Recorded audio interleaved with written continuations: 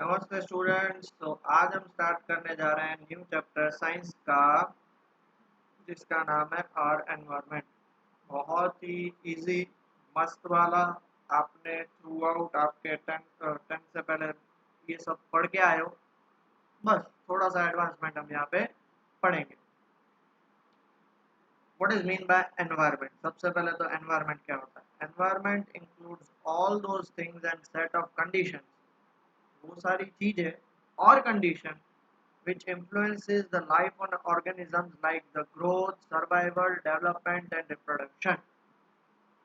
Environment वो चीज है जिसके कारण कोई भी इंडिविजुअल ऑर्गेनिज्म का, हम हमेशा हमारा ही सोचते हैं। तो ह्यूमंस को छोड़ के cow, dog, cat, buffaloes, birds, सबका सोचना है। उनके ग्रोथ को, उनके सर्वाइवल को, उनके डेवलपमेंट को, उनके रिप्रोडक्शन को अफेक्ट हो, उन सबका एनवायरमेंट बोलते हैं। Thus, our environment is composed of physical surroundings like living beings and climatic conditions of the all region. Physical surrounding मतलब घर, पहाड़, mountains, rivers, oceans. Living beings मतलब plants, animals. Climatic condition मतलब hot, like summer, cold like winter, monsoon. ये सब उन सबको हमारा, उन सब से हमारा environment बना हुआ है। All these components interact with one another. और एक बात समझना, ये सारे कंपोनेंट जिसकी बात करी, जैसे फिजिकल सराउंडिंग, लिविंग बींग्स और क्लाइमेटिक कंडीशन, एक दूसरे के साथ इंटरेक्ट करते हैं so as to maintain the balance of the environment. Okay, however this balance is being disturbed by various human activity. आज से 200-300 साल पहले सब कुछ बैलेंस था, बट आज हम इतना कुछ एक्सप्लॉइट कर रहे हैं जिसके कारण एनवायरनमेंट क्या हो रहा है? डैमेज हो रहा है। देखो बाजू में अर्थ है, उसमें हाउस भी आ गया, सन आ गया, ट्रीज प्लांट सब आ गए, वेस्ट आ गया, सब एक दूसरे से कनेक्टेड है। हाउस में हम सब लोग रहते हैं, ट्रीज और प्लांट्स और उन पे बर्ड्स और फॉरेस्ट में एनिमल्स रहते हैं, सब एक दूसरे से कनेक्टेड है। इवन देखो सन भी आ गया, रेन भी आ गया, एयर भी आ गया, सब कुछ आ गया। तो इन सब से बन के हमारा एनवायरनमेंट बनता। क्लियर हो गया? ये समझाने के लिए डायग्राम है, डायग्राम बनाना नहीं है, बाकी ये पूरा आप लोग लिख लीजिए। चलो pause the video and note it down. Okay, the useless leftover, sorry, waste type and their effect on environment.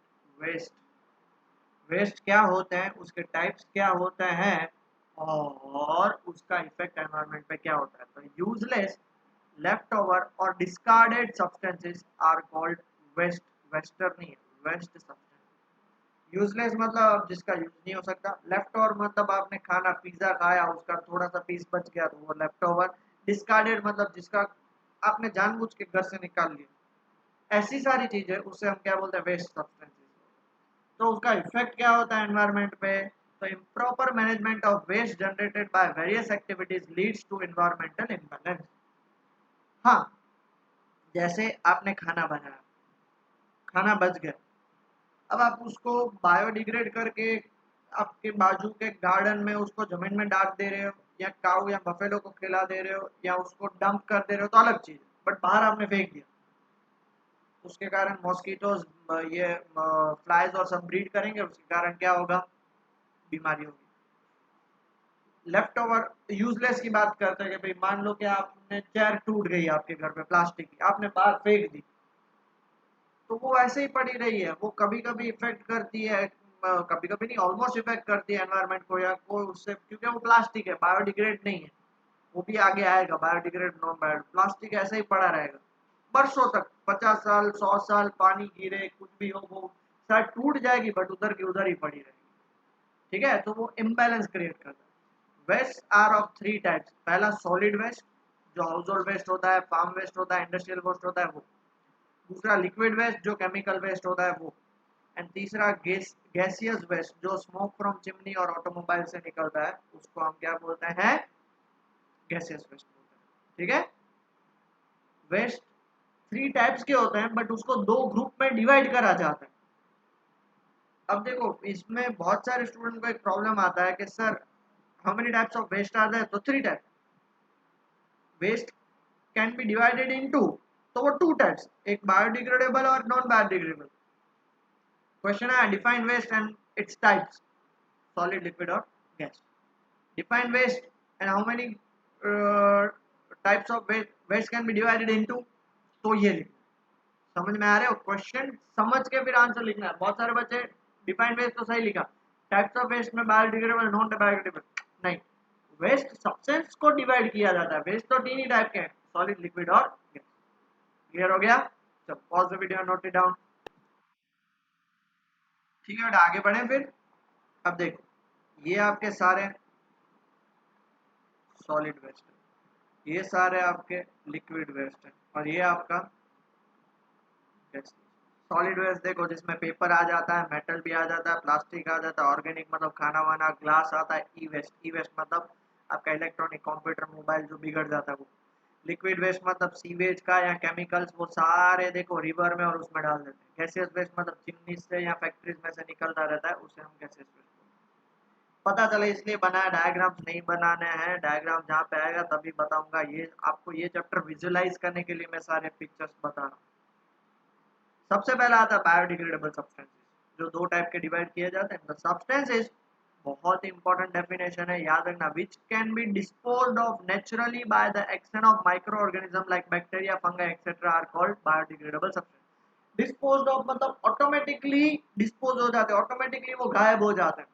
आप आपके घर के बाहर एक बनाना पिल, या जैसे यहाँ पे देखो ऑरेंज की पिल दी हुई है, ऑरेंज पिल और ये सब रख दो, हफ्ते 10 दिन के बाद गायब हो जाए। आप बोले सर वो गाय खा गई, ऐसा नहीं, गाय आती नहीं है, वहां पर गायब हो जाएगा।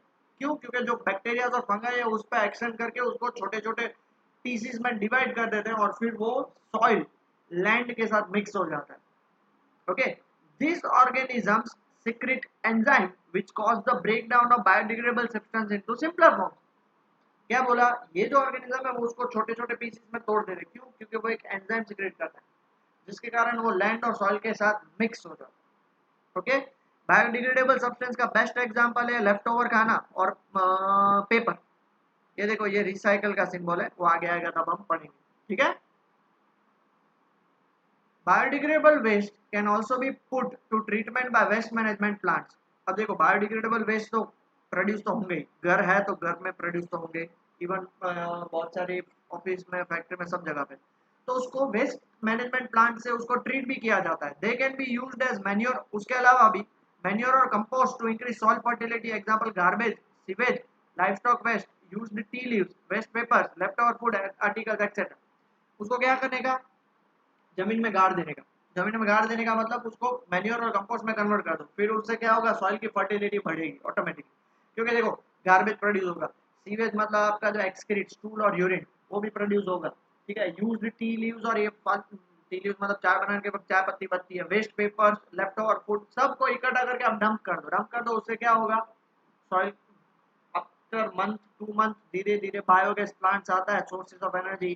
सीबीएसई को इस साल वो चैप्टर कट हो चुका है, बट गुजरात बोर्ड वालों को तो मैं पढ़ाऊंगा, उसमें वो बताऊंगा। ठीक है, अब देखो, ये वेस्ट डिस्पोजल है, और स्वीपिंग वाले मतलब वो जो कचरा इकट्ठा करने वाले आते हैं ना, वो अभी स्वच्छ भारत अभियान के अंतर्गत आते हैं वो, तो वो सब लेके जाते हैं। वेस्ट कलेक्ट करके उसको फिर कॉम्पैक्ट कर रहे हैं। कॉम्पैक्ट मतलब समझ रहे हो? वेस्ट तो इतना सारा होगा, तो इतना सारा को तो हम कनेक्ट नहीं कर सकते, उसको कॉम्पैक्ट कर देते, छोटे छोटे पीसेस में दबा दबा के कन्वर्ट कर देते, फिर उसका ट्रीटमेंट होता है। ट्रीटमेंट डिपेंड करता है कि अलग अलग चीजें होती है, उसका अलग अलग ट्रीटमेंट होता है। ये है आपका एक waste treatment plant.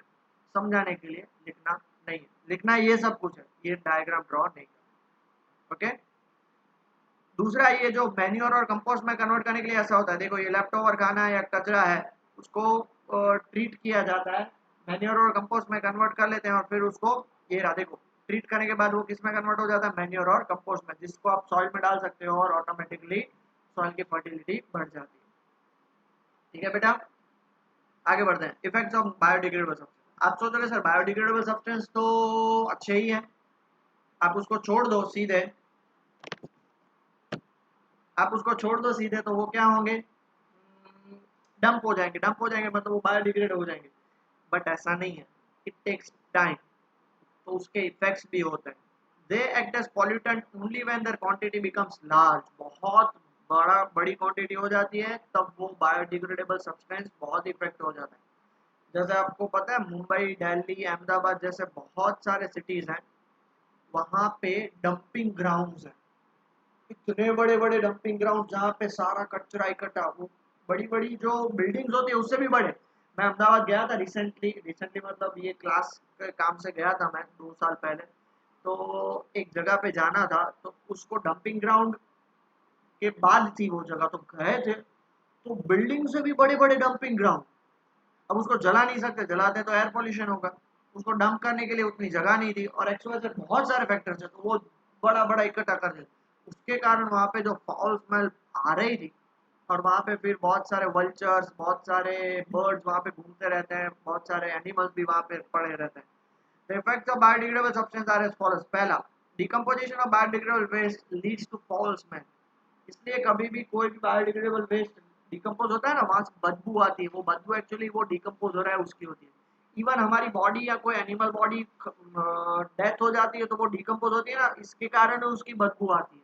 Dead body, किसी भी चीज की आपने डेड बॉडी देखी होगी, ह्यूमंस नहीं तो किसी एनिमल्स की, तो वहां पे वो डंप होते हैं, वो डिकम्पोज होते रहते हैं, उसके कारण वहां पे फॉल्स बनाती है। Dumping of industrial waste reduces the fertility of soil and leads to reduction in crop yields. Industrial waste को अगर आपने डंप किया तो उसकी फर्टिलिटी बिगड़ जाएगी।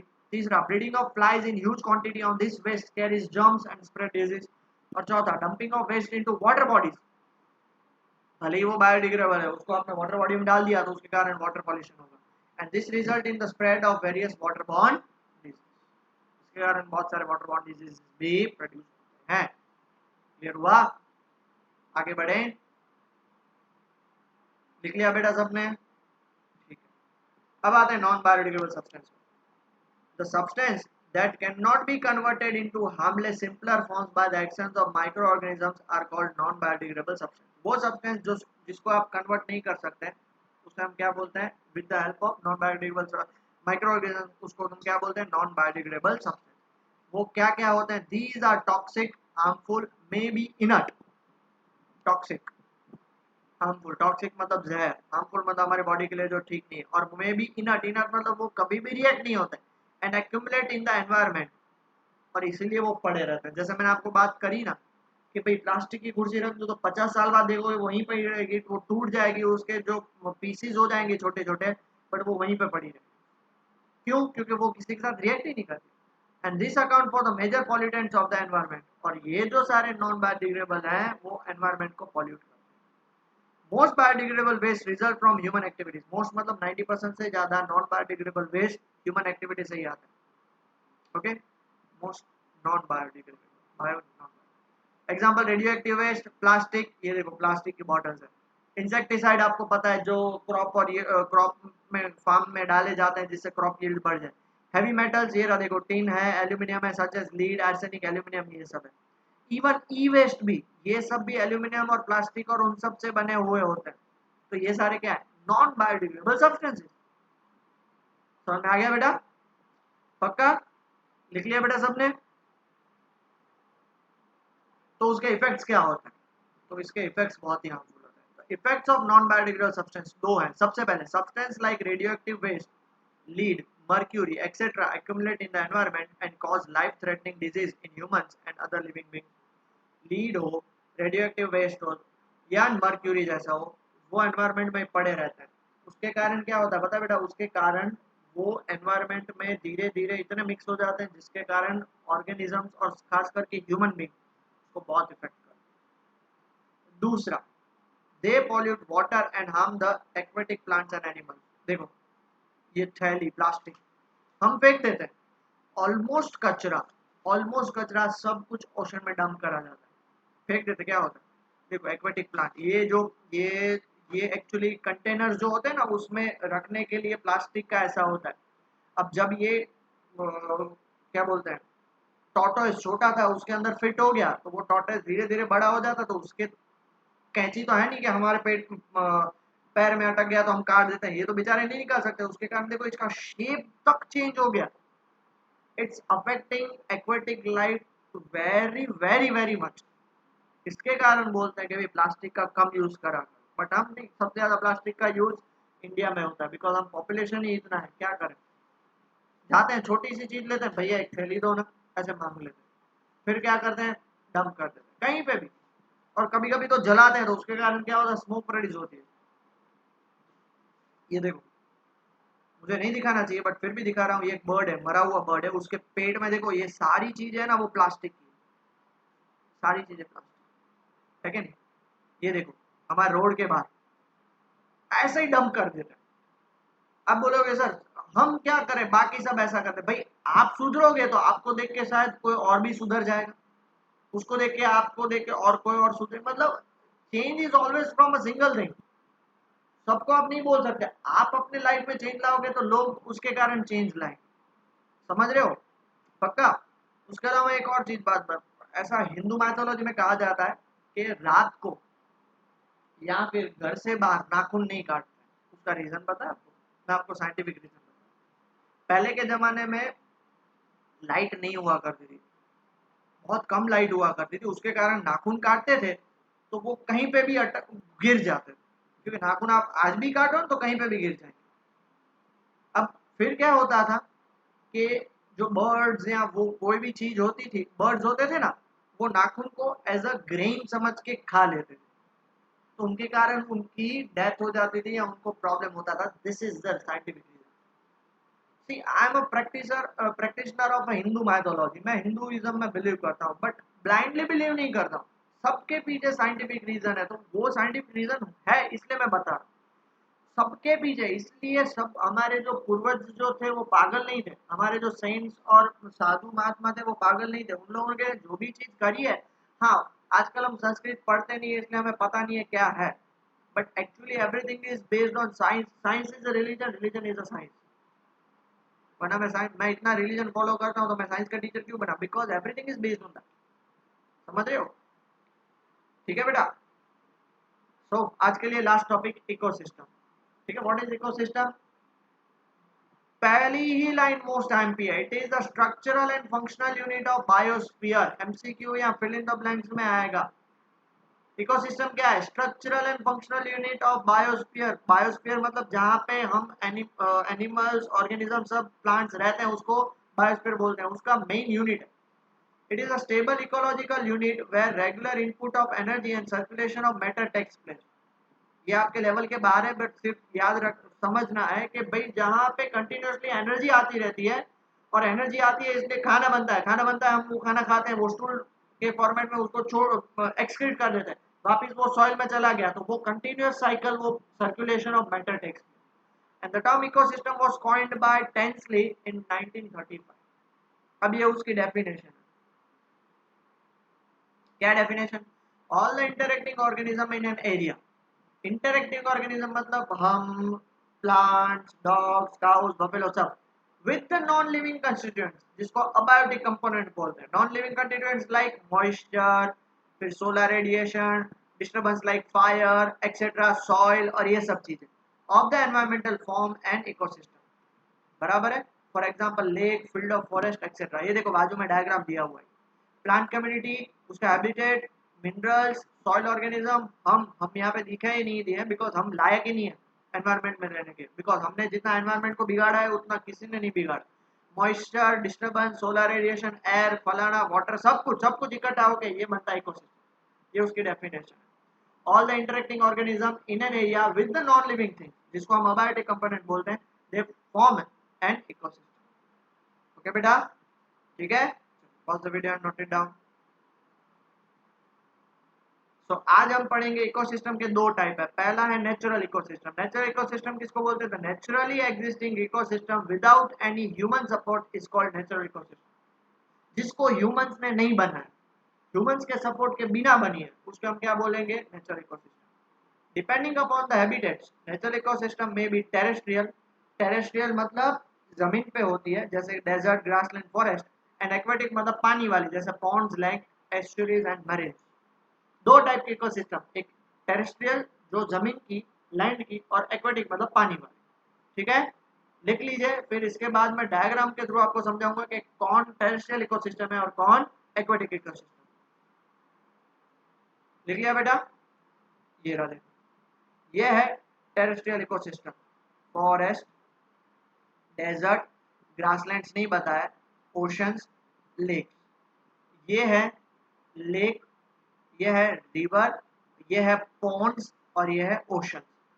ये है एक्वेटिक इकोसिस्टम। ठीक है, उसके अलग अलग type, lake, ponds, ponds, river and ocean. Figure के थ्रू क्या होता है, ऐसा साइंटिफिकली प्रूव है कि अगर आपको मैं कोई पिक्चर दिखा दूं तो आपको दिमाग में विजुअलाइज इजीली हो सके, इसलिए मैं अलग अलग पिक्चर्स दिखा रहा हूँ। ठीक है, ये है टाइप ऑफ इकोसिस्टम। डायग्राम नहीं बनाना है, सिर्फ समझाने के लिए आपको कि ये अलग अलग टाइप की इकोसिस्टम्स होती है।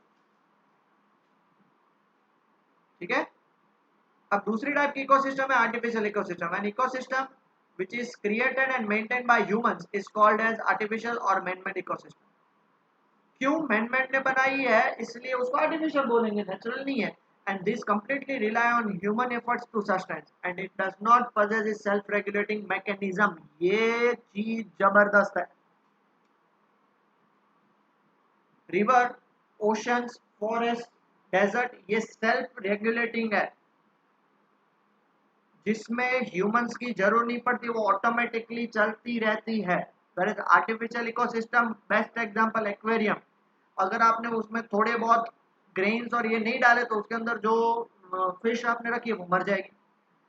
वहां पे वहां पे ह्यूमंस का एफर्ट चाहिएगा to sustain. It does not possess a self regulating mechanism, मतलब खुद से वो रेगुलेट, खुद से वो नहीं चल सकती। Agro ecosystem is the largest manmade ecosystem. Agro ecosystem मतलब एग्रीकल्चर फार्म, वो मैनमेड ने बनाई। Other example are aquariums, botanical garden, parks, field crops etcetera. ये उसके एग्जांपल्स हैं, याद रख लेना। ठीक है बेटा, लिख लिया सब लोगों ने? आगे बढ़े। ओके, ये देखो 10 आर्टिफिशियल मैनमेड इकोसिस्टम। पहला क्रॉप फील्ड, एग्रीकल्चर गार्डन। टेरिटरियम, टेरिटरियम मतलब जहाँ पे आपने प्लांट्स को और वो सब टेरेस्ट्रियल प्लांट्स को उगाया है। एक्वेरियम जैसा ही बट उसके अंदर प्लांट्स उगे हैं, पानी नहीं है। ग्रीन हाउस, जू, एक्वेरियम सबने पता है। फिश फार्म, फिश की फार्मिंग भी करी जाती है। डैम्स, डैम्स भी क्या है, मैनमेड बनाया है इसलिए। आर्टिफिशियल वेटलैंड एंड लास्ट में जू। ये जू प्लांट का है और ये जू एनिमल। क्लियर हुआ? ये सारे एग्जाम्पल्स हैं। ओके, तो आज का लेक्चर हम यहीं पे छोड़ते हैं। हमने आज के लेक्चर में एनवायरनमेंट के बारे में पढ़ा, एनवायरनमेंट के बाद बायोडिग्रेडेबल वेस्ट के बारे में पढ़ा। 3 टाइप के वेस्ट होते हैं, सॉलिड, लिक्विड और गैसेस। और वो वेस्ट को 2 टाइप में डिवाइड किया जाता है, बायोडिग्रेडेबल, नॉन बायोडिग्रेडेबल। उसके इफेक्ट्स भी हमने पढ़े, क्या क्या इफेक्ट्स होते हैं। बायोडिग्रेडेबल के सबसे ज्यादा इफेक्ट्स होते हैं। उसके बाद हमने इकोसिस्टम पढ़ा, और इकोसिस्टम 2 टाइप की होती है, मैनमेड और आर्टिफिशियल, और दूसरी होती है नेचुरल। तो प्लीज रिवाइज करिएगा, ये चैप्टर बहुत ही इजी है। 2 लेक्चर और होंगे, ये चैप्टर खत्म हो जाएगा। कल सैटरडे, कल और परसों, दैट इज 2, कल और परसों 2 दिन में ये चैप्टर खत्म हो जाएगा। उसके बाद हम मैथ्स का चैप्टर 6 उठाएंगे। मैं नहीं चाहता कि इस चैप्टर में आपका एक भी मार्क्स जाए, मैं आपको डिटेल में समझाऊंगा। ओके, टेक केयर बेटा।